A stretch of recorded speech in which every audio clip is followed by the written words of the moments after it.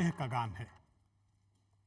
आज नृत्य पर बात करेंगे, लेकिन सबसे पहले आप सभी का अभिनंदन और स्वागत। संवाद की आज की कड़ी खास कड़ी है, और इस रूप में खास कड़ी है कि आज हम नृत्य से संबंधित चर्चा करेंगे। और नृत्य की जब बात आती है तो अनायास ही मन भी थिरकने लगता है। नृत्य को भरतमुनि के नाट्य शास्त्र में सर्व शिल्प प्रवर्तकम की संज्ञा दी गई है, और इसका अर्थ है संगीत, नृत्य, नाट्य, चित्रकला और तमाम सारी जो कलाएं हैं वो इसमें समाहित होती है। भरतमुनि का जो नाट्य शास्त्र है उसमें पहले नृत्य नहीं था, और नृत्य की शुरुआत उसमें करवाई नृत्य के आदि गुरु भगवान शिव ने।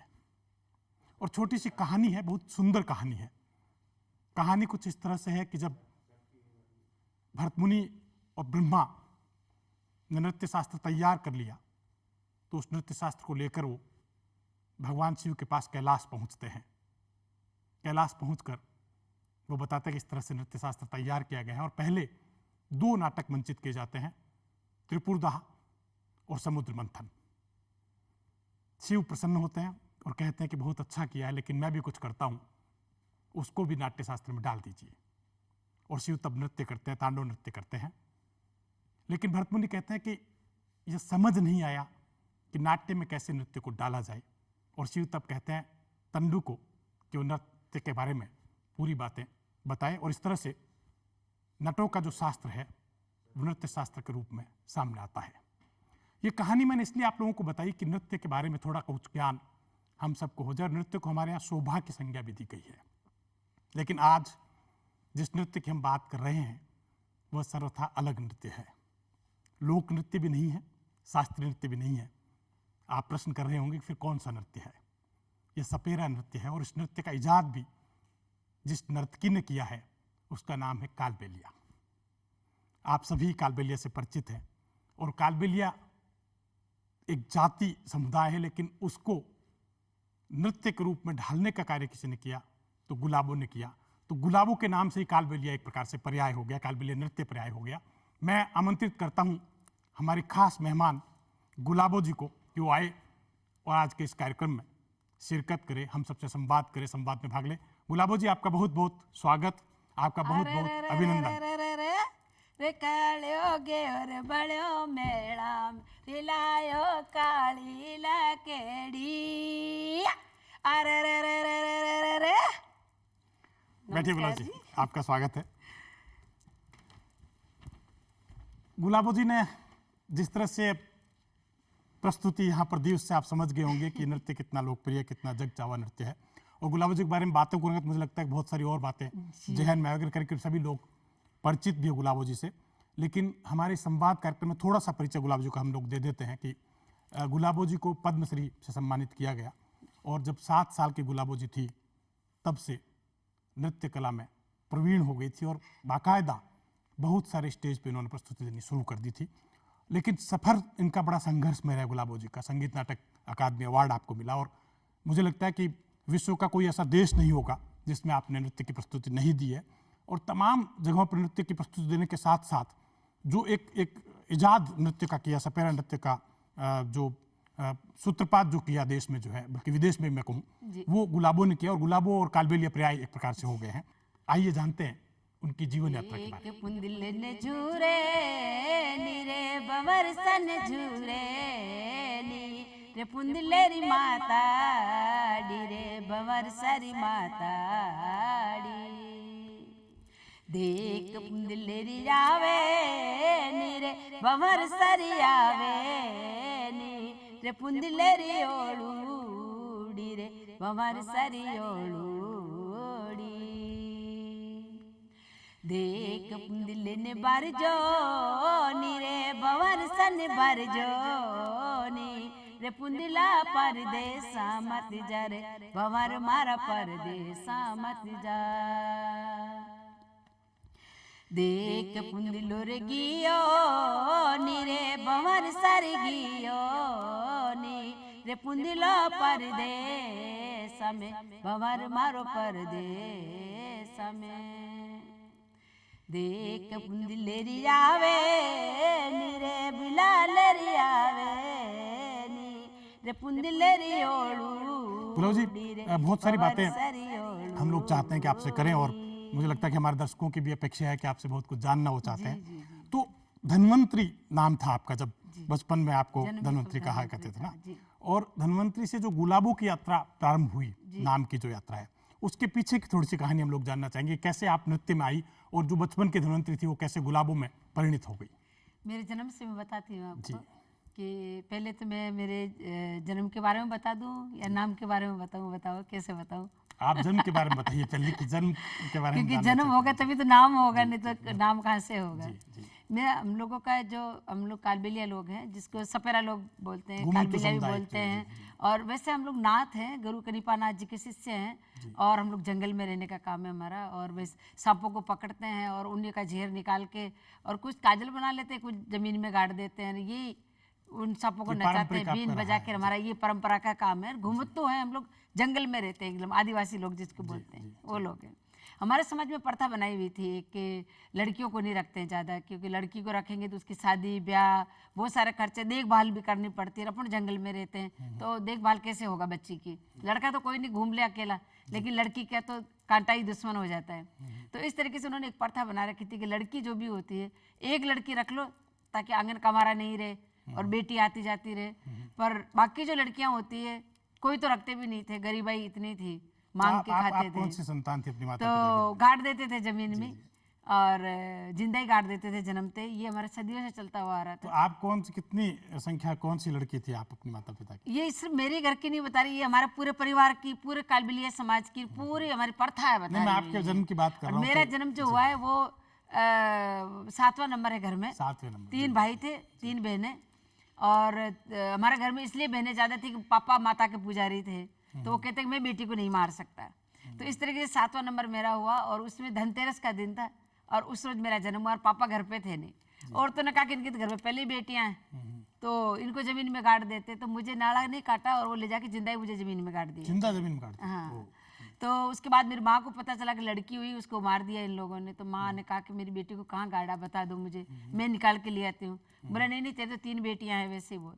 तो इस तरीके से औरतें धमका के चली गई, लेकिन मेरी माँ ने हार नहीं मानी। और माँ ने मेरी मौसी से पूछा, और मेरी मौसी से पूछ कर कहा कि अभी तो नहीं, रात को देखेंगे। तो मेरी माँ मेरी मौसी का पीछा नहीं छोड़ा, बोला रात हो गई अब तो बता दे। तो रात की 11-12 बज गई। मौसी ने टाला भी कभी तो 12 बज गई, 5 घंटे हो गए, शाम का 7 बजे का जन्म, मर गई होगा। फिर मेरी माँ का विश्वास कहता कि नहीं, मेरी बेटी नहीं मर सकती और मैं एक बार देखना चाहती हूँ कि वो मरी है कि जिंदा है। तो इस तरीके से मेरी माँ जिद करके चली गई, और मेरे को जब खोद के निकाला तो मेरी सांसें चल रही थी। तो कहते हैं माँ चाहे तो क्या नहीं कर सकती, सब कुछ कर सकती। देवी कृपा रही है बिल्कुल आप पे जो। धरती माता की और माता की कृपा रही कि पहले तो धरती माता के 5 घंटे पेट में, और पहली मेरी माँ के 9 महीने, फिर 5 घंटे। तो माता और धरती माता ये दोनों मिलके मेरी जान बचाई। और माँ चाहे तो क्या नहीं कर सकती, सब कुछ कर सकती है। कन्या भ्रूण हत्या होता है, ये हो ही नहीं अगर माँ ये चाले कि जो भी है मेरे कलेजे का टुकड़ा है और वो मेरा है, बस इतना ही चाहिए। तो धनतेरस की बात आप कर रहे थे। धनतेरस का तो फिर मेरा नाम भी धनवंती निकाला जी पापा ने, और इस तरीके से।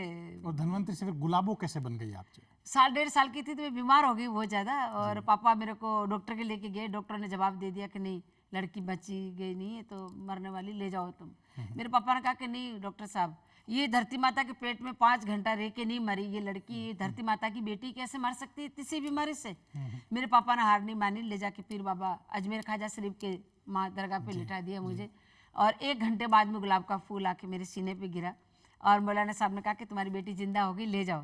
तो मेरे पापा ने कहा कि हाँ मौलाना साहब, मेरी बेटी जो आई थी वो धनवंती थी, अब जो जिसको मैं लेके जा रहा हूँ वो गुलाब है।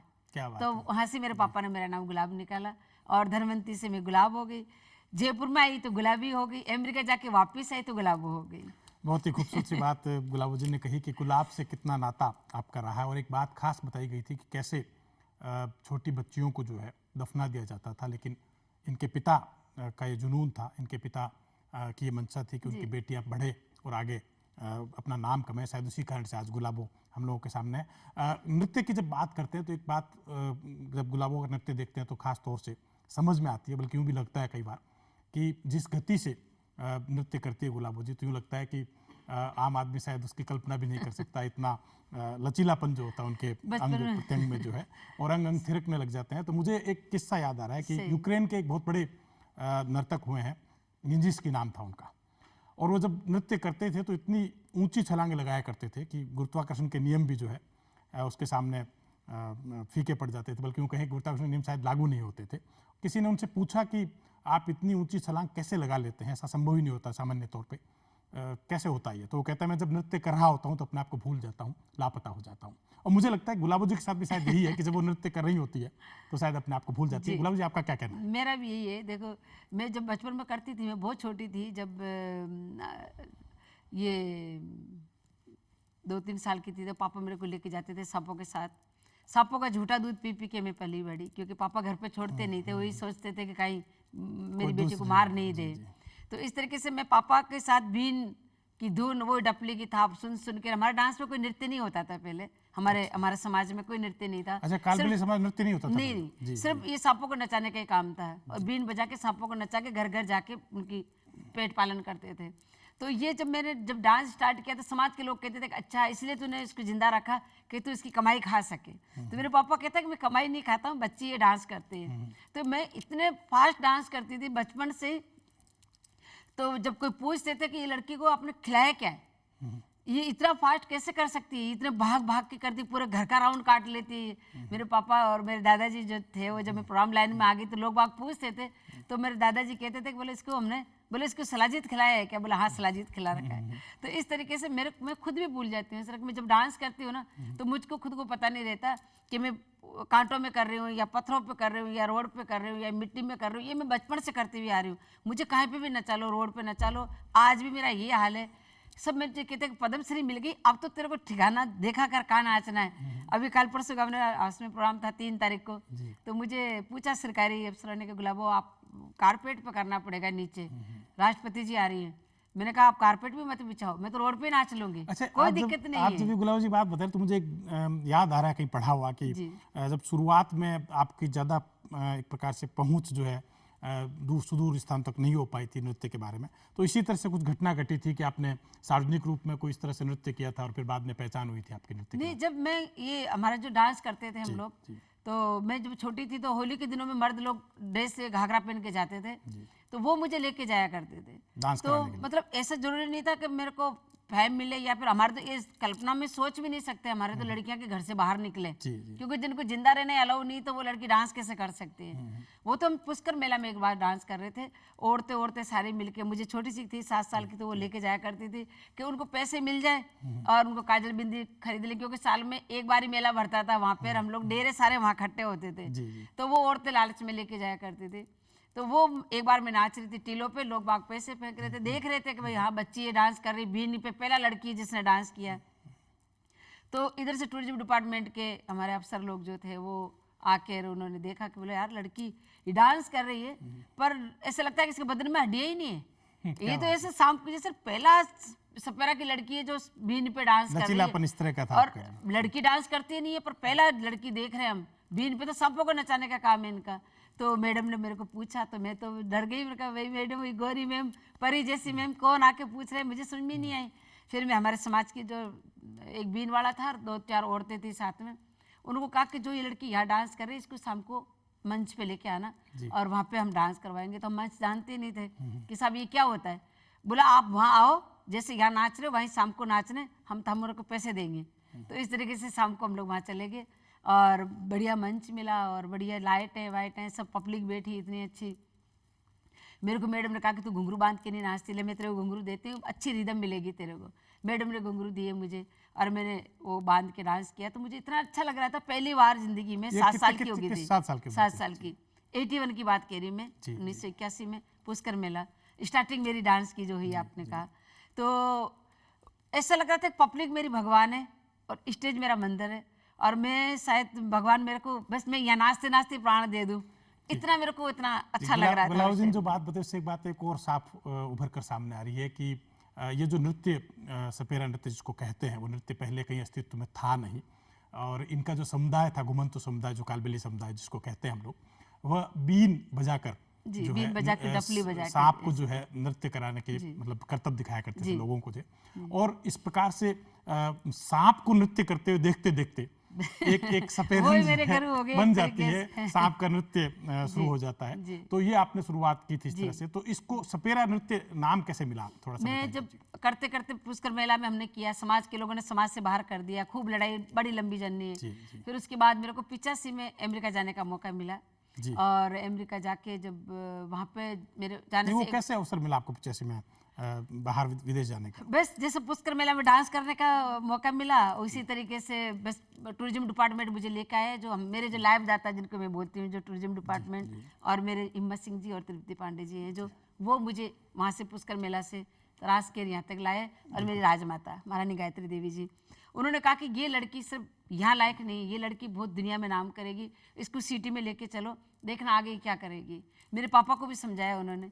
और उसके बाद जब मैं जयपुर में आई तो मेरे पापा को समझाया कि तुम्हारी बेटी तुम्हारी नहीं है, पूरे राजस्थान की, पूरे हिंदुस्तान की, एक रोज देखना पूरे वर्ल्ड की बेटी बनेगी, आप इनका सपोर्ट करो। मेरे पापा ने मेरा सपोर्ट करना स्टार्ट किया। समाज के लोगों ने कहा तेरी बेटी तख्तों पे डांस कर लिया, ये तुम्हारे समाज की बेटी, ये हमारे समाज में नहीं रह सकती। मेरे पापा ने कहा कि कोई नहीं, मेरी बेटी ने तख्तों पे डांस किया, बुरा नाम दिया आपने इसको, देखना कि यही बेटी तुम्हारे को एक रोज बहुत अच्छी लगेगी ना, इसको तुम बेटी बोलोगे।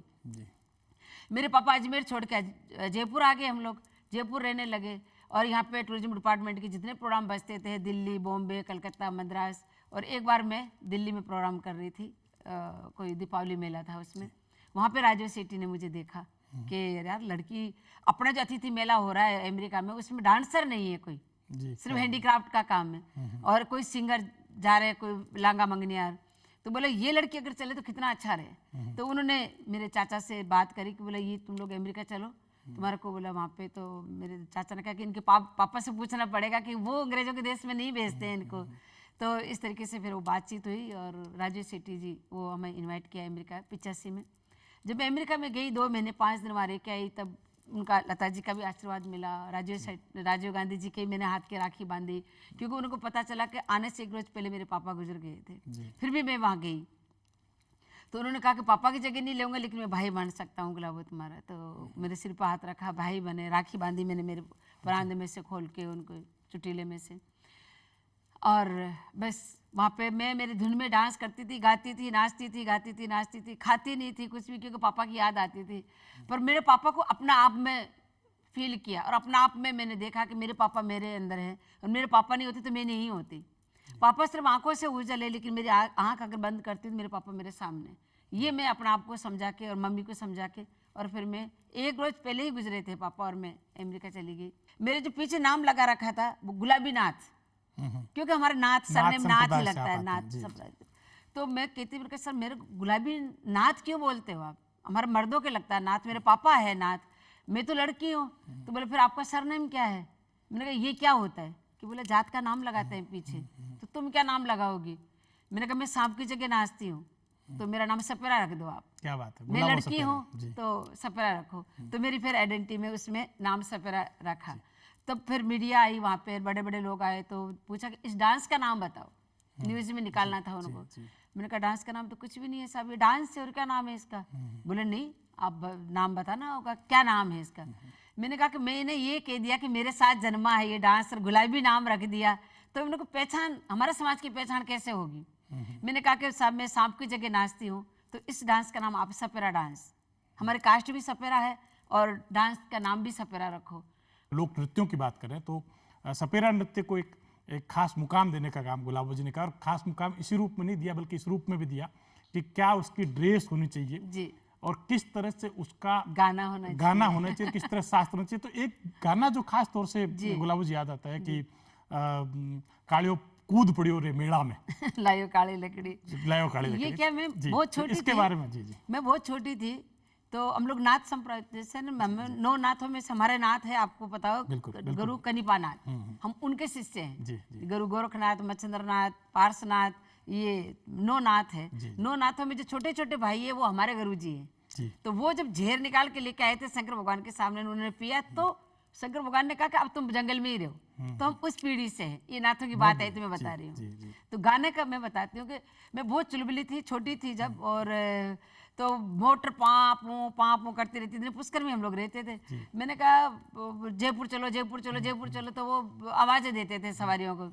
तो मैं कहती थी अरे रे रे रे रे रे क्या बात है? मोटर पड़ी पड़ी दरनावे जयपुर जाबाड़ो को नहीं। मैंने कहा भाई कोई जयपुर नहीं जाता, क्यों पू पा करा रहे थे इसको। बहुत बढ़िया। तो इस तरीके से मैं वो गाना अच्छा, लिखा भी आपने वो गाना?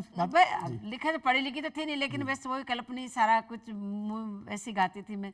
तो वो गा गा के अरे रे रे काले गयो बड़े मेला में लायो काली लकड़ी, मोटर पड़ी पड़ी दरनावे जयपुर। काले का मतलब होता है कि जो लड़का जाता है मेले में, मेला देखने के लिए, वो लकड़ी लेके आता है। तो मैंने देखा देवर भाभी की लड़ाई होती थी और वो बकरियां चराने का काम था उस लड़के का। वो बेचारा अपनी बकरी चराने के लिए लकड़ी लेके आया और वो भाभी सोची कि मेरे को मारेगा। अच्छा। तो वो उसको गालियां निकालने गई कि काले गयो बड़े मेला में लायो काली लकड़ी। तो वो जब सुबह देखा तो वो बोला कि बड़ा काली लकड़ी के नो तार गवाड़ियों छाड़िया में ले गयो। तो वो कहते कि बोला अरे यार मैं तो यूं डर रही थी खाली, वो तो कितनी अच्छी लकड़ी है, वो तो अपनी बकरियों को चराने लेके गया। तो छाड़िया को मतलब बकरियां। तो इस तरीके से मैं वो जैसे जैसे मैं देखती थी वैसे वैसे बोल जोड़ लेती थी उसमें, और इस तरीके से पूरा गाना कंप्लीट हो गया। तो कहें कि एक प्रकार से जो है जो नृत्य जो आप ये करती थी नृत्य और ये गाना और ये ड्रेस, ये तीनों चीजें मेरे साथ ही जन्मी है। और ड्रेस भी मैंने खुद ने अपने। लेकिन अब तो बहुत विस्तार पा लिया आपके इस नृत्य ने, बहुत सारे लोग और भी इस क्षेत्र में आ गए हैं और नए नए प्रयोग भी कर रहे हैं। लेकिन ये बड़ी बात है कि किसी नृत्य का सूत्रपात करना, उससे जुड़े गान को भी जीवंत करना। मेरा ड्रीम ये था सर कि ये मेरा जो डांस है वो मतलब मेरे तक ही नहीं रहे, और ये गॉड गिफ्ट दिया है मुझे, मैंने फ्री में सीखा। तो मैं जो भी आता है मैं फ्री में सिखाती हूँ। मैं इसलिए चाहती हूँ कि ये गुलाबो भी जिंदा रहे, ये डांस भी जिंदा रहे। जो मैंने इतनी मेहनत करके, कहते हैं ना एक एक एक एक कणका कणका करके एक आदमी घुसाला बनाता है अपना, तो उस तरीके से मेरा ये घुसाला है कि ये कहीं टूटे नहीं, कहीं उड़ नहीं जाए, कहीं बिखर नहीं जाए। तो ये चीज सब में समा जाए और सब लोगों के हाथ में रहे, और इस नृत्य से लड़कियां आगे बढ़े और अपने कमा के खाएं। अच्छा गुलाब जी, एक बात बताइए, जैसे आप कह रही थी कि मैं उस समय जब आपने ये नृत्य गाड़ी को देखा और बहुत सारी चीजें मन में उपजी आपके कि इस तरह से गाना बन सकता है, गीत का कोई जो है, और आपने कहा मैं पढ़ी लिखी नहीं थी, क्या आपने फिर पढ़ाई के लिए प्रयास किया? मेरे को पढ़ने का बहुत शौक था। जब पापा कभी कभी सिटी में लेके आते थे तब बच्चों को देखते थे, और हम लोग को मंदिर के सामने जब मांगने चले जाते हैं लड्डू उड्डू छीनने के लिए, तो कहते कि बोले बच्चे ऐसे मांगते रहते हैं, भीख मांगते रहते थे, इनको पढ़ाओ लिखाओ। तो आते थे, बुक वगैरह दे के जाती थी औरतें, और पापा ये क्या करते, जयपुर आते थे कभी कभी मांगने खाने, और हमें लेके भाग जाते थे यहाँ से। अच्छा। कि लड़की पढ़ेगी लिखेगी, पता नहीं कहाँ बड़ी बड़ी कॉलेजों में जाएगी, बड़े बड़े देश विदेश में जाएगी, बड़े बड़े जगह जाएगी, तो वहाँ कहाँ रुकाड़े रखेंगे लड़की जात की। तो वो लेके भाग जाया करते थे। मैंने कहा ऐसे थोड़ी ना कोई बड़ी बड़ी जगह जाती है लड़कियाँ, पढ़ ले तो अच्छी बात है ना, पर वो हमारे नहीं सुनते थे, बोले नहीं। तो शौक था लेकिन मैं नहीं पढ़ पाई, और बस मैं इस लाइन में आ गई। और लेकिन आपने पढ़ा नहीं, गुनाह है बहुत है, और इस गुनाह के कारण ही विदेशों में बहुत सारी प्रस्तुति आपने दी। और एक बात खास तौर से मुझे याद आ रही कि एलिजाबेथ ने लंदन में आपको बुलाया था 2012 में। वो जो अनुभव रहा कि कैसे आपको लंदन में बुलाया गया, और आपकी जो नृत्य, जो आपका सपेरा नृत्य है, उसके बारे में इस तरह से कैसे पता लगा उन लोगों को? जो है उनको पता लगा था कि जब मैं 85 में अमेरिका गई थी, तो वहाँ पे सब लोग आए थे ये देखने के लिए, और उन्होंने, मैं 85 में अमेरिका गई थी, फिर उसके बाद में उन्होंने 86 में मुझे इनवाइट किया था लंदन में कि ये डांस मुझे चाहिए एल्बर्ट हॉल में, और मैं इनको देखना चाहती हूँ, मैं सम्मान करना चाहती हूँ। अच्छा, पहले अपने यहाँ पे जयपुर में एल्बर्ट हॉल में भी हुआ था? 86 की बात है। तो वहाँ पे फिर मेरा 86 में पहला सम्मान किया था उन्होंने, मेडल देके, और मैं इन्हीं के साथ गई थी, हिम्मत सिंह जी, तृप्ति पांडे, इलारुण जी, इन्हीं के साथ गई थी, और रमा पांडे जी भी थे वहाँ पे। तो हम लोग ये पूरा ग्रुप उनको दिखाया, मेरा वहाँ सम्मान किया। फिर उनका डायमंड जुबली जब हुआ था 2012 में, तब बोला कि मुझे वही डांस चाहिए, वही लड़की चाहिए, और चाहे उनका पूरा ग्रुप। कितनी पुरानी स्मृति उनको थी। हाँ, तो फिर वापस मेरे को 2012 में भी उन्होंने अपने कासल में बुलाया, और वहाँ मिले, प्रोग्राम भी देखा, और वहाँ पे भी सम्मान किया। तो कई बार मैं उनसे मिल चुकी, और बस यही कि वो भी यही देख के ये कहते, राजमाता जैसे कहते थे कि ये बेटी हमारी स्पेशल है, वो भी ये कहते कि बोला कुछ तो स्पेशल है, और कुछ तो है इसमें जो ये अपना मजबूत, एक औरत के नाम पे बहुत बड़ी मजबूताई है इसमें, और बोले ये आगे जाके बहुत नाम करेगी, काम करेगी। वो जब अभी 2012 मिले तो कहते बोला जो मैंने जो सोचा था वो तूने करके दिखाया है, तूने बहुत बड़ा नाम किया है। आपने भी अपनी बच्चियों को पढ़ाया और इसी नृत्य विधा में लाने का प्रयास किया? मेरा जो ड्रीम था पढ़ने का, मेरा ड्रीम था एक क्लासिकल डांस सीखने का, और ये नृत्य को तो जिंदा रखना ही था। तो इस वर्ष मेरी शादी, मतलब ईश्वर की कृपा से मेरी शादी 86 में ही हो गई थी। जी जी। और मेरे पहला माता रानी की कृपा से बेटी हुई। तो मैंने ये ड्रीम देखा कि गुलाबो पैदा हो गई है दूसरी, तो उसको मैं गुलाबो बनाना है मुझे। तो जब 3 साल की थी तो मैंने स्कूल डाला उसको, और मेरा सपना बाकी रह गया कि मेरे को पढ़ाना है, क्योंकि लोगों का सामना करते थे कि पढ़े लिखे लोगों के बीच में, हमारे बीच में कितना अंतर है रात और दिन का। पढ़े लिखे लोगों की 4 आंखें होती है और जो अनपढ़ होते हैं उसकी 2 ही आंखें होती है, क्योंकि 4 आंखें उनकी इसलिए होती है कि जो भी आंकड़े पढ़े वो होते हैं वो पढ़ लेते हैं, और हम जैसे अंधे के बस जो देखते हैं वही हमारे लिए सही, बाकी हम कुछ नहीं जान सकते। तो 3 साल की होती मैंने बेटी को स्कूल में डाला, वहाँ पढ़ाया। जब राजमाता को पता चला कि मेरी बेटी हुई है और वो स्कूल में किसी प्राइवेट में पढ़ रही है, तो उन्होंने मुझे बुला के कहा कि तेरे साथ रहेगी, वो कभी नहीं पढ़ेगी, क्योंकि वो गणतंत्र दिवस पे 8,500 कलाकारों में फर्स्ट आई थी। अच्छा, डांस में। गणतंत्र दिवस में? हाँ, 3 डांस साल के गणतंत्र दिवस में। कौन सी उम्र थी उस समय उनकी? उसकी 5 या 6 साल की 5-6 होगी। साल, बहुत बढ़िया। तो और मेरे को नहीं मिला राष्ट्रपति अवार्ड, उसको मिला है पहले गणतंत्र दिवस पे। राष्ट्रपति जी ने बहुत गोद में लेकर उसके लाड किया, कहा कि ये बेटी दूसरी गुलाबो हमारी, आज से मैं बोलता हूँ कि ये सेकंड गुलाबो।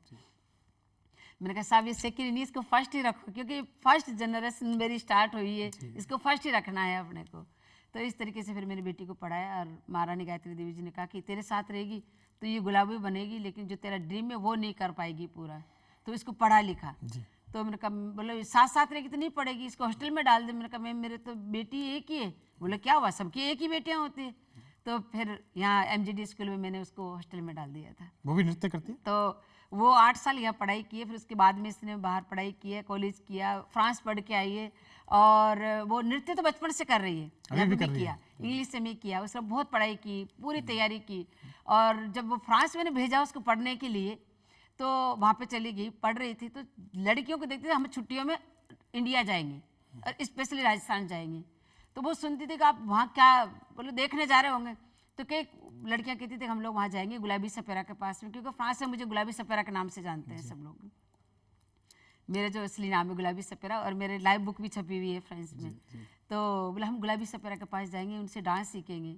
तो वो रोज़ सुनती थी ये चीज़ें कि यार यहाँ की लड़कियाँ मेरी माँ का डांस सीखने के लिए वहाँ देश में जाती है, मैं वहाँ से यहाँ आके बैठी हूँ, तो मैं यहाँ पढ़ाई करूँगी तो मेरी माँ का डांस कौन जिंदा रखेगा, कौन यहाँ उसको आगे कौन लेके जाएगा। तो 6 महीने बाद मेरी बेटी ने फ़ोन किया, बोले माँ मेरे को तो वापस आना है। मैंने कहा बेटा 6 महीने नहीं हुए अभी तो आपको जाए। बोले नहीं माँ मेरे को वापस आना, वहीं पढ़ाई करूँगी, मैं यही पढ़ूँगी फ्रेंची पर, वहीं आके पढ़ूँगी। तो वो आ गई, मैं वापस चली गई फ्रांस 2 महीने के लिए। मैं 2 महीने के लिए वहाँ गई, वो वापस यहाँ आ गई। जब मैं वापस आई सर 2 महीने के अंदर अंदर, तो उन्होंने मेरे को बोला माँ आपके लिए सरप्राइज है। मैंने कहा बताओ। बोले मैं आज प्रोग्राम में चलूँगी। मैंने कहा आप तो प्रोग्राम कैसे करोगे, आप तो पढ़ाई कर रहे हो, बाद में करना। बोला नहीं आज मैं चलूँगी। वो जिद करके मेरे साथ गई। उसने मेरे को चरी वाला डांस दिखाया, भवाई वाला 7 मटके वाला दिखाया, पीछे घुड़ के वो अंगूठी उठाते हैं हम लोग पीछे घूम के, वो वाला दिखाया, पाँव में से पूरी बॉडी निकालते वो वाला दिखाया, और मेरे वाला पूरा नृत्य करके दिखाया। उसके अलावा चरी वाला डांस, भवाई वाला डांस, बंजारा डांस। मैंने कहा ये तो मेरे लिए सरप्राइज किया, मेरे लिए तो पूरी जिंदगी मेरे सामने मतलब दे दी। मैंने कहा बेटा तूने ये क्या है, मेरे लिए तो बहुत बड़ा एक गिफ्ट है कि मेरी बेटी ने मेरी कला को अपना के एक नई चीज़ें, और उसमें भवाई डाली, बंजारा डाला, और इसमें अपने चरी वाला डांस भी, मयूर वाला डांस भी, बहुत सारे डांस राजस्थानी। उनका क्या नाम है आपकी? राखी पूनम सपेरा, और राजस्थानी फिल्मों की एक्टर्स भी है। बहुत बढ़िया। और मैंने उसको पढ़ाया लिखा है। उसके अलावा जो 2 बेटे हुए उनको भी मैंने पढ़ाया, वो भी इंग्लिश मीडियम पढ़े। उसके बाद फिर 2 बेटी हुई, उनको भी मैंने पढ़ाया लिखा है, क्योंकि आदमी नहीं पढ़ता तो मैंने कहा कि वो अंधे के बराबर होता है, जो पढ़ता है वही बढ़ता है। अच्छा, आपने बात कही थी कि बेटी जो आपकी फिल्मों में भी काम, एक्ट्रेस भी है, आपने कोई प्रयास नहीं किया कि फिल्मों में आए आप?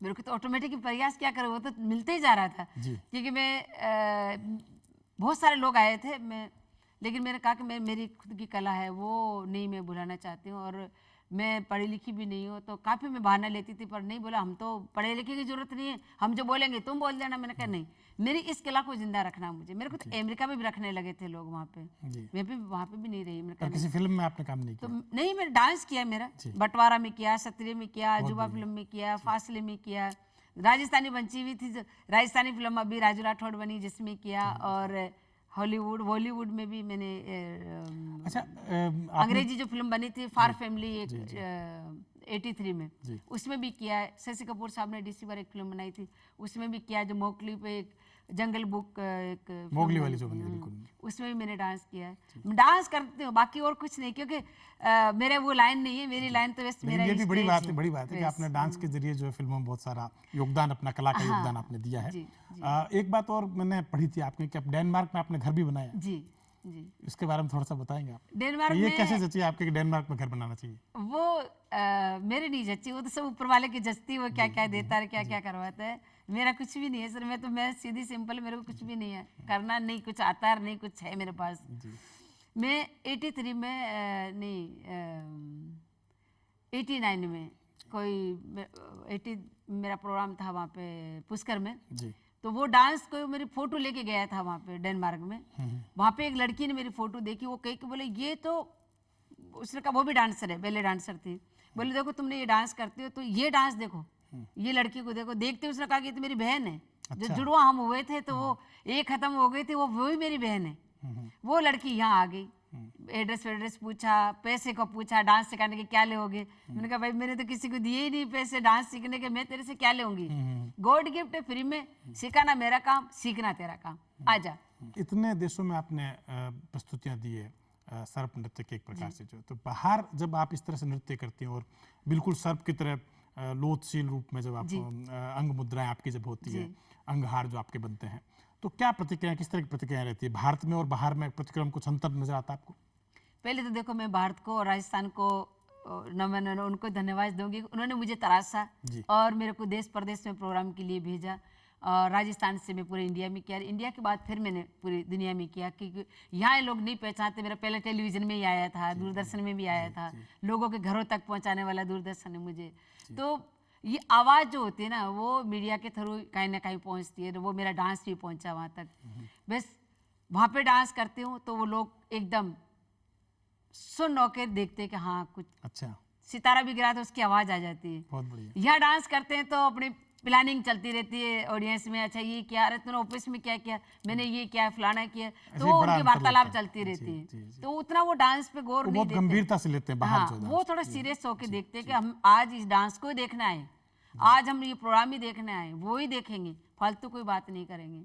अपने यहाँ शादी में, ब्याह में जो भी जाते हैं, फेस्टिवल में, वो अपनी बात में लगते हैं। तो अपना अपना नजरिया होता है डांस देखने का और प्रोग्राम देखने का और अपनी कला देखने का। आपको कोई विशिष्ट किसी समय लगा कि आपने जब डांस कर आपको लगा कि आपने बहुत महत्वपूर्ण काम किया और बहुत बड़ी कला को आपने वर्ण कर लिया, एक प्रकार से एक बड़ी कला को आप प्राप्त कर गए, जो एक साधना एक प्रकार से, कब लगा आपको ऐसा? सर देखो मेरे जो वैसे तो मैं हर रोज जीती हूँ और हर रोज मरती हूँ, वो मेरा स्टेज है, क्योंकि जिंदगी का कोई भरोसा नहीं होता, हर रोज ही जीतती हूँ मैं। तो जीती भी हूँ और जीतती भी हूँ, दोनों चीजें। तो मैं जब मेरे को जब सुबह सुबह मैं सो रही थी तो सुबह 8 बजे फ़ोन आया था किसी सरदार जी का मेरे पास में कि गुलाबो तुम बोल रही हो गुलाबी सपेरा? मैंने कहा हाँ जी मैं गुलाबी सपेरा बोल रही हूँ, कि आपको पद्मश्री के लिए नॉमिनेट किया गया है 2016 की बात, 2016 में। मैंने कहा सर क्या, नींद में ही थी मैं, तो मैं एकदम बैठी हो गई। मैंने कहा हाँ सर बोले, कि बोले आपको पद्मश्री दे रहे हैं भारत सरकार। तो उस रोज मैं मतलब फोन पे थी तो जोर से बोल भी नहीं सकते, पुकार भी नहीं सकते, लेकिन अंदर की आवाज़ ऐसी थी कि ईश्वर ने, मेरे माता पिता ने भी सुनी होगी वो आवाज़, और भगवान ने भी सुनी होगी, और धरती माता तो ऑफकोर्स सुनी होगी, क्योंकि मैं इनकी बेटी हूँ। मैं इतनी खुश हुई थी अंदर से सर कि मैं कभी सपने में भी नहीं सोचा था कि मेरा डांस जो है, अभी ये फोक डांस को पहले बार मिल रहा है पद्मश्री, और आज तक मैंने कहीं सुना नहीं था, क्योंकि मैं पूरी दुनिया में घूमी हुई, 165 कंट्री जाके आई हूँ, मैंने कभी नहीं सुना था कि फोक डांस को कोई पद्मश्री मिली है। तो मेरे को पहली बार जब पद्मश्री के लिए मेरे को नॉमिनेट किया, मेरे को मिली, तो इतनी खुश हुई कि मैं मतलब मेहनत मैंने जो की है, और जो मेरे समाज का आशीर्वाद रहा, मेरे माता पिता का आशीर्वाद रहा, और मेरे जो लाइफ दाता हिम्मत सिंह तृप्ति पांडे जी, राजमाता का, उनका आशीर्वाद रहा, और आज मैं यहाँ तक पहुँची और मुझे पद्मश्री तक। तो एक वो पद्मश्री सिर्फ मेरी नहीं, आज वो पद्मश्री में पूरे मेरे समाज को, और जो जो मेरी ज़िंदगी में आया, जो जो मेरे को आगे बढ़ाया है, उनकी सबकी है, क्योंकि उनका हाथ, उनका आशीर्वाद नहीं होता तो यहाँ तक मैं नहीं पहुँचती। तो वो पहचान करवाई, और ये चीज़ मेरी जीत। अच्छा गुलाब जी, एक बात बताइए कि आपने अच्छा लगा आपको कि पद्मश्री आपको मिली, लेकिन मुझे लगता है कि सबसे बड़ा प्यार और सबसे बड़ा सम्मान तो आपका हुआ है कि जब दर्शक और श्रोता आपको सुनने के लिए बेताब हो जाते हैं, और एक बड़ा नाम आज विश्व भर में गुलाबो के नाम से जाना जाता है, कि एक महत्वपूर्ण नृत्यांगना के रूप में आपने इस नृत्य को स्थापित किया, बल्कि नृत्य की एक शैली जो है इजाद आपने कर ये दिया। आपने जब शायद कहा, बहुत सारे लोगों को शायद पता भी नहीं है जी जी कि वो इस तरह से नृत्य आपने खुद ने उसको किया है। तो मैं यूँ कहना चाहूँगा कि ये जो आपने इजाद की, इसमें बढ़त किस तरह से और किस तरह से आगे की पीढ़ी भी जो इसी नृत्य को और विकसित करे, इसके लिए कुछ प्रयास आपकी तरफ से हुए हैं? मैं कर रही हूँ।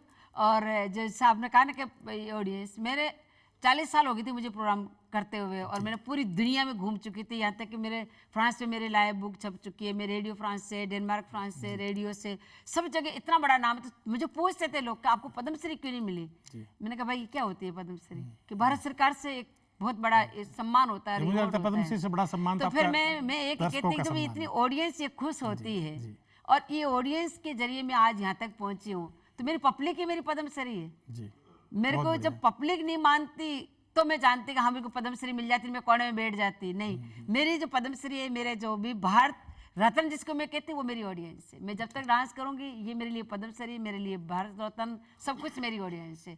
तो जो ऑडियंस से मिलता है ना, वो कहीं से भी नहीं मिलता है। प्यार, सम्मान, इतना मतलब आशीर्वाद, सब लोगों के दिल से ही निकलता है तो कि ये बेटा जो आपको जो मिला, इतना प्यार, इतना सम्मान जो अब आपको इसको मिला है, जिंदा रखना उसको कैसे जिंदा मुझे? रखने के लिए नई पीढ़ी में आप क्या प्रयास अब कर नई रही हैं? पीढ़ी में मैं ये कर रही हूँ कि मेरे को स्कूल बना रही हूँ मैं पुष्कर में। वैसे मैं अच्छा। घर में भी डांस सिखाती हूँ, जी, जी। और मैं डांस करते करते भी डांस सिखाती हूँ। कहने का मतलब कोई भी बच्चा मेरे साथ हो जाता है, मैं उनको डांस सिखाना स्टार्ट कर देती हूँ। तो मंच ही मेरा स्टेज वो स्कूल है। जी, तो एक बार मेरे को किसी ने पूछा भी था कि आप यहाँ बच्ची को डांस करवा रहे हैं? मैंने कहा मेरी स्कूल ही नहीं है मैडम, मैं तो यहीं डांस सिखाती हूँ। तो मैं अभी पुष्कर में स्कूल बन रहा है मेरा, हो सकता है मार्च में मैं ओपनिंग कर दूँ। कोरोना की वजह से रुक गया था, नहीं तो वो चल पड़ता कभी कहीं। तो स्कूल बन चुका है, और वो मैं अभी मार्च में ओपनिंग करूँगी। मैं नहीं चाहती कि ये डांस मेरे साथ चला जाए, ये पीढ़ी टू पीढ़ी चलता रहे। सिर्फ मेरी पीढ़ी में नहीं, हर एक पीढ़ी में चलता रहे, हर एक समाज में चलता रहे। देश से विदेश, चाहे कोई से भी लोग हो, वो सब इस डांस को करें। और सबसे बड़ा जो मेरा ड्रीम है मेरे लाइफ का, वो ये है कि घर घर में गुलाब हो। अच्छा गुलाबो जी, घर घर में तो गुलाबो निश्चित रूप से है ही, क्योंकि हम सभी आपके नृत्य का आस्वाद करते हैं। थोड़ा सा मैं जानना चाहता हूँ कि ये जो कालबेलिया जो नृत्य होता है, सपेरा नृत्य जिसको आप कहती हैं, उस नृत्य में जो गीत होते हैं उनका क्या महत्व है? क्योंकि बहुत सारे गीत तो ऐसे हैं जो आपने इजाद किए हैं, लेकिन अब बहुत सारी और भी अनर्गल, बहुत सारे शोरोगुल में जो है, कई बार ऐसा भी लगता है कि ये नृत्य भोंडा सा भी होता जा रहा है। तो इसके लिए कुछ प्रयास करना चाहिए इस तरह की, जैसे लोक नृत्य इसमें ज्यादा जुड़े रहे, लोक से जुड़े गीत हैं वो जुड़े रहे इसमें ज्यादा। देखो मेरे जो डांस में जो गाना एक फिक्स है, वो तो अरर है।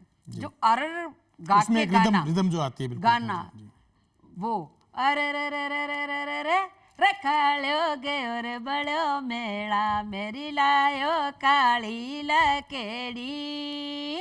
अरे रे रे रे रे रे रे रे रे मोटर पड़ी रे पड़ी धरणा, ओ मोटर पड़ी रे पड़ी धरणा, ओ जयपुर जा बाड़ो कोने। ये गाना जब गा के कोई डांस करेगा तो वो कालबेलिया मेरा जो गुलाबों का डांस और सपेरा डांस होगा। बिल्कुल ठीक है। उसके अलावा जो डांस करते हैं वो तो राजस्थानी डांस हो जाते हैं। उसके अलावा आज मेरी जो ड्रेस है, जो मेरा खुद का अपना डिजाइन है, वो ड्रेस पहन के ये गाना गा के करेंगे ना, तभी उसको सपेरा, और बीन पे करेंगे तभी ही उसको सपेरा कहलाया जाएगा। वैसे तो लड़कियां बहुत कर रही है आजकल, सारी ड्रेसों का मतलब सत्यानाश कर दिया इस ड्रेस का ही। कोई शॉर्ट ड्रेस बनवा ली है, कोई हाफ बाहों की बनवा ली है। तो मैं उन ड्रेस को कालबेलिया ड्रेस नहीं बोलूँगी, मैं उनको ड्रेस, आज हमारी बेटियाँ हैं, हमारे परिवार की लड़कियाँ, उन्होंने आज जोधपुर की ड्रेस का एक कोड ही अलग हो गया, वो अलग पहनती है। मैंने कहा बेटा ये कालबेलिया में मत पहनो, आप कालबेलिया की ड्रेस अलग होती है, आप ये गुजराती ड्रेस पहन रहे हो। जी, जी। इसको गुजराती ड्रेस बोल सकते हो। तो जो आप नृत्य के लिए जो स्कूल प्रारंभ कर रही है, मुझे लगता है उसमें बहुत सारी चीजें आएंगी। एक तो बात और मैं जानना सर चाह मैं रहा हूँ। डांस के बारे में बताऊंगी। उनमें मेरा सबसे बड़ा ड्रीम है पढ़ाना है मुझे बच्चों को। पढ़ाई भी करेंगे, डांस भी करेंगे, उसके साथ साथ हमारे समाज में क्या होता था हैंडीक्राफ्ट का काम, वो भी मुझे सिखाना है। जैसे बीन कैसे बनती है, डफली कैसे बनती है, ज्वेलरी कैसे बनती है, क्योंकि ज्वेलरी हमारे परखों से आ रही है, वो हमारी माया हमें सिखाती थी। गुदड़ियाँ हमारी माया सिखाती थी, वो हमारे समाज का एक ट्रेडिशनल है। गुदड़ी, कोथड़ी, छेवटिया जिसको झोड़ी बोलते हैं, और उसको क्या नाम है, ये ज्वेलरी को कांठला बोलते हैं, जीबी बोलते हैं, पटिया बोलते हैं, ये आड़सरी बोलते हैं, बाजू बोलते हैं हाथों की। तो वो चीज़ें लुप्त होती जा रही है। मैं वो चीज़ें उनको सिखाना है मुझे बच्चों को, कि ये चीज़ें आप सीखोगे तभी कालबेलिया। गुला जी, आप जब भी बता रही थी, आप नृत्य के बारे में जो गति बता रही थी, जिस तरह से आप भाव भंगिमाएं कर रही थी, मैं उसी पे वापस एक बार लौटता हूँ आपको। और मैं पूछना चाहता हूँ कि जैसे मांड में जब गाया जाती है, मांड जब राग गाई जाती है लोकगीतों में जो है, तो उसमें दोहों की अलंकृति होती है। और हर बार कोई मांड को जब प्रस्तुत करता है तो उसमें दोहे बदल जाते हैं जी। तो जैसे आपने बताया कि शुरुआत तो आपने ठीक है किस तरह से एक रही है, तो उसमें क्या इस तरह से कुछ छंद या कुछ दोहे या इस तरह से कुछ और चीजें जोड़ी आपने इसमें नृत्य के गान में? ये इस डांस में और इस गाने में तो मैंने कुछ भी नहीं जोड़ा है। इसके अलावा मैं जैसे मान लो बीटी मारी सोनारी होती, बीटी मारी चांदेरी होती, इसी के बारे में वो गाना जैसे वो भी इसमें अपन कर सकते इसी हैं। तरह से, जी, हाँ, जी। वो भी इसमें अपन कालबेलिया डांस में कर सकते हैं। लेकिन जो एक डांस का जो उठाव और जो उसका एक चलन है और उसकी जो रिदम और जिससे लोगों को सबको अच्छा लगता है, वो अरे रे रे रे रे रे ये गाना बजेगा तभी कालबेलिया डांस कहलाएगा। वैसे हमारे जो समाज के डांस है बहुत सारे हैं। अब बना केसरिया बना वो वाला हुआ, एक वो बीटी वाला हुआ, मोरूबाई हुई, ये बहुत सारे गाने हैं हमारे समाज के। निमोड़ी हुई, गोरबंद हुआ, ये बहुत सारी चीजें हैं जो अपन गा के डांस कर सकते हैं। उसमें बहुत सारी बातें हैं जिनके बारे में अगर हम जानना चाहेंगे तो शायद समय का हम लोगों को पता ही नहीं चलेगा और समय की एक सीमा भी होती है। लेकिन एक खास मुझे यह भी लगी है, बार बार अनुभूत भी है इस बात को लेकर कि जब गुलाबो जी से बात कर रहे होते हैं तो समय पंख लगा कर उड़ जाता है, क्योंकि इतनी सारी बातें, इतनी सारी यादें और इतनी सारी नृत्य से जुड़ी हुई जो गतिविधियां हैं और किस तरह से एक नृत्य आकार लेता है, किस तरह से एक नृत्य रूप अपने आप में ग्रहण करता है, नया नृत्य ग्रहण करता है, वो बहुत सारी बातें गुलाबो जी ने बताई। और जब गुलाबो जी बता रही थी तो मुझे यामिनी कृष्णमूर्ति की खास तौर से याद आ रही थी। यामिनी कृष्णमूर्ति ने एक खूबसूरत सी बात नृत्य के बारे में कही है। उन्होंने कहा है कि नृत्य और नदी में समानता होती है, क्योंकि दोनों ही प्रवाहमान जब होते हैं, गतिमान जब होते हैं, तब जीवंत होते हैं। और गुलाबो के नृत्य के साथ ये खास तौर से महसूस कर सकते हैं कि जब गुलाबो नृत्य करती है तो जो गति होती है उसमें नृत्य जीवंत होता है। आप सभी ने संवाद में यहाँ भाग लिया और इस प्रोग्राम को देखा, बहुत बहुत आप सबका आभार। और मैं चाहता हूँ कि संवाद के साथ ऐसा ही आपका जुड़ाव निरंतर बना रहे। धन्यवाद।